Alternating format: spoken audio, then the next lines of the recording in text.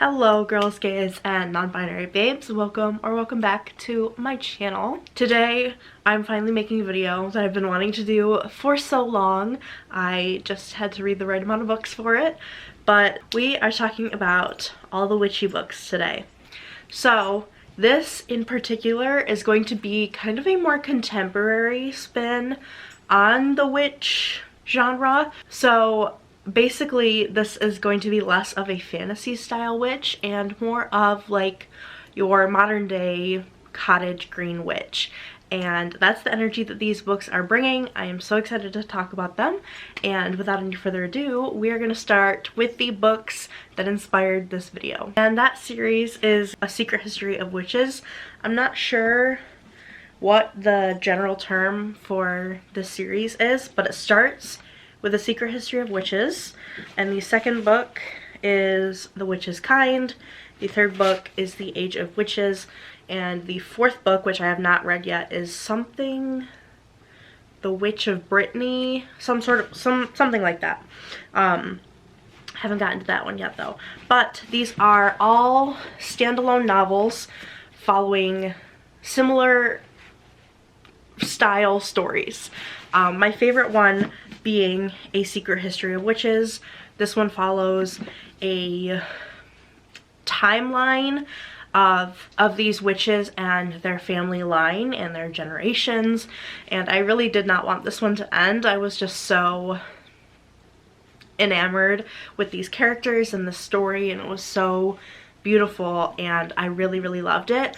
This one is like the most cottagey witch story ever.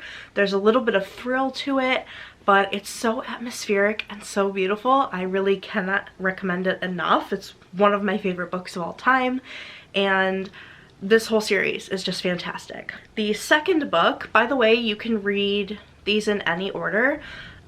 If you read the synopsis or you hear the synopsis and you think one sounds better than another one, you can start there and you won't be missing anything. So they follow different characters, but this a similar style story. Next is The Witch's Kind. Oh, these are by Louisa Morgan, by the way. I don't think I said that. This one follows two women after World War II, and they have kind of a couple secrets. One of them being this baby that they found, and this baby has a couple secrets, and they have to keep her hidden and safe from the men who are hunting her down to try to use her for their own nefarious ideas. And this one was really good. I really liked the direction it went with the story. I think it was unique, but also kind of true to the heart of these books, where it's very rooted, and it's hard to explain, but just very atmospheric and earthy and cottagey and all that good stuff. So this one was very good as well. The final book in the series, well, that I have read, is The Age of Witches, and this one is set in Gilded Age New York. I'm not sure when that is. I want to say like 1800s. I don't know. But anyway, Gilded Age New York, and these are all like historical fiction like that, with like a witchy twist. So this one is, again, kind of similar story with different people and a different plot. This one follows two women who are descended from the same witch who was hung for being a witch back in 1692, and this is 200 years later, so we're in 1892. So one is kind of in it for good, one is in it for bad, and then our main character is stuck in between these two women, and it's just so good. I love a good twist on the witch story where it's I mean, it's not really a twist, but I love the whole like good witch, bad witch thing, but not like corny or feeling like it's been overdone. It feels very, again, earthy and rooted within like traditional witchcraft and stuff like that. And it was so good. I loved this. I love this series, and I'm so excited to read the fourth book. I will be picking it up very soon, probably gonna get it for myself for Christmas, so yeah. And that is actually, those are actually the only ones on this list that I actually own, so the other ones I will just throw up a picture for you and talk about them that way. The next one is gonna be a surprise to nobody. It's been very popular lately, and that is Emily Wilde's Encyclopedia of Fairies, and subsequently the sequel to that, which is I believe Map of the Something Lands. I can't quite remember, but that one's coming out very soon. I'm very excited for it. But this book has been making its rounds, or had made its rounds when it first came out, and a lot of people have read it, but I think it's essential for this story because there is a bit of a fantasy element to it, but it's more like a contemporary fantasy, if that makes sense. I don't know. But this is about a woman who is living in essentially our world, but a little different, and it's known that like fairies and certain aspects of folklore like that already exist, and she is like a researcher on fairies, and she is putting together this encyclopedia, and she has this arch nemesis who is also in that field, and he comes on this trip with her. It's very romancy. I feel like you know where this is going. Well, this was really incredible, so atmospheric, so vibey. It makes you just want to curl up on the couch with like just a candle and on a cold night and just read and then snuggle up. And it was just so good. I'm so excited for the next book, and this one definitely leans more fantasy than traditional witchy vibes, but I feel like it was essential for this list because it's so cottagey, cottagecore-y. So yeah. Okay, the next book I'm going to talk about is Wayward by Amelia Hart, and this one is another one I read recently, kind of a contemporary slash thriller vibe, and this one follows a woman who is escaping from her abusive husband, and she goes to this house, this cottage that has been in her family.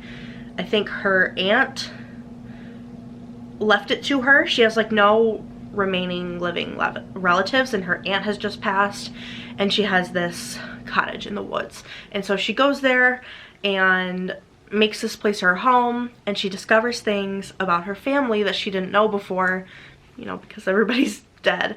And it follows her and I believe her aunts or her grandmother's perspective, like back in the day.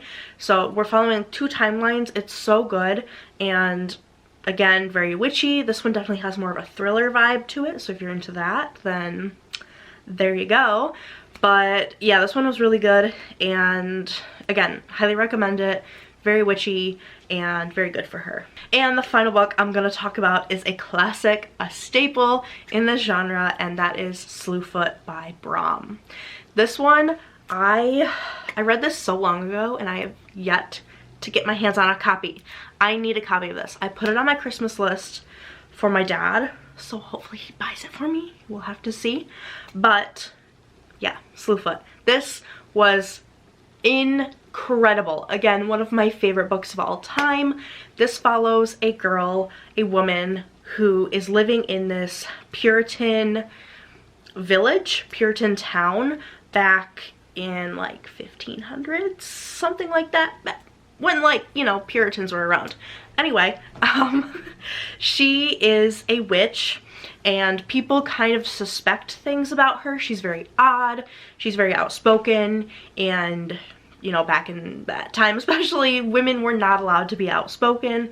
They weren't allowed to be equal with their husband, which she is. Her and her husband consider each other equals. And there's also an argument between her husband and his brother about their dad's land.